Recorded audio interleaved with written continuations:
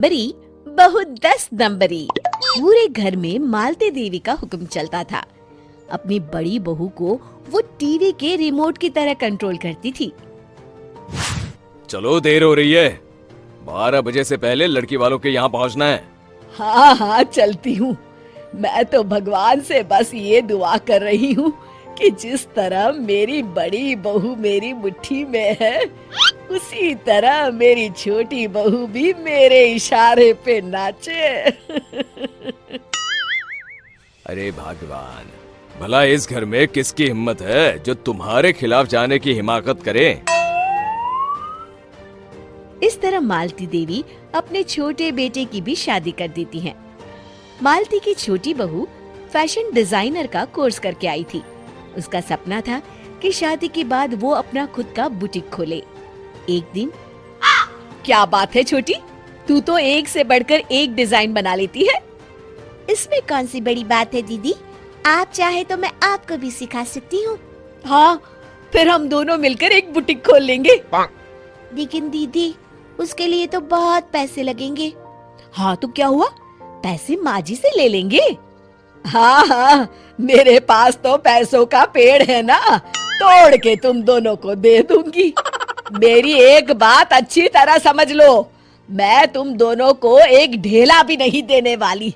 बड़ी आई बुटीक खोलने वाली। ये आप क्या कह रही हैं माँ जी? आप हमारी मदद नहीं करेंगी तो कौन करेगा? अरे अगर बुटीक खोलने का इतना ही शौक है तो अपने माँ बाप से पैसे क्यों नहीं मांग लेती?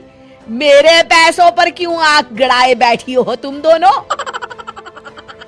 इस तरह अपने इरादे स्पष्ट करके मालती देवी वहाँ से चली जाती है। अरे ये क्या दीदी, माँ जी तो साफ मुकर गई, अब हम क्या करेंगे? तू चिंता मत कर, बुटीक तो खुल के ही रहेगा। कहते हैं कि घी जब सीधी उंगली से नहीं निकलता तो उसे उंगली टेढ़ी करके निकालना चाहिए। माँ जी अपने आप को समझती क्या है? पूरी सोसाइटी जानती है कि माँ जी ने अपनी सास को घर से निकालकर उनकी दौलत पर कब्जा कर लिया है। हाँ दीदी, अब तो जैसे को तैसा करना पड़ेगा। फिर दोनों बहुएं मिलकर एक साजिश रचती हैं। एक दिन, अरे नालायक, जरा ठीक तरह से पैर दबा, बिल्कुल मजा नहीं आ रहा। खाने पीने में तो कोई कसर नहीं छोड़ती। तभी वहाँ बड़ी बहू हाथ में एक फॉर्म लेकर आती है। माँ जी, आपके लिए एक खुशखबरी है। सरकार सभी बुजुर्गों को हर महीने 10,000 रुपये पेंशन देने वाली है। अरे ये क्या कह रही है तू?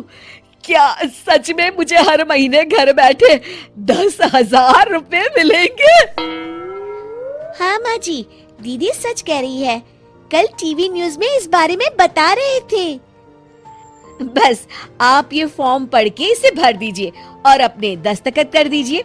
मैं इन्हें ले जाकर जमा करवा देती हूँ। अरे नालायक, बड़ी कामचोर है तू।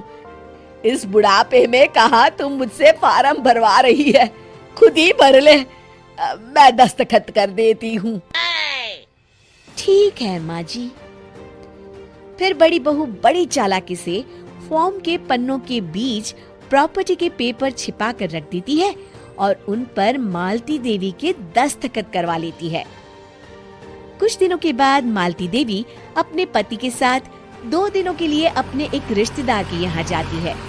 दूसरी तरफ दोनों बहुएं पूरे घर पर अपना कब्जा कर लेती हैं। मालती देवी जब अपने रिश्तेदार के यहाँ से लौटती हैं, तब अपने कमरे में ताला लगा देख आग बबूला हो जाती है। अरे नालायकों, मेरे कमरे में इतना बड़ा ताला किसने लगाया है? माँ जी, ये कमरा तो मैंने अपने बेटे रोहन को दे दिया है और आज से आप बाहर कोने में जो छोटा कमरा बना है ना, वहाँ रहेंगी। अच्छा, मैं उस सड़ेले कमरे में रहूंगी है? तेरी ये कहने की हिम्मत भी कैसे हुई? और मेरी इजाजत के बिना मेरा कमरा देने वाली तू होती कौन है? लगता है तू भूल गई, इस घर की मालकिन मैं हूँ।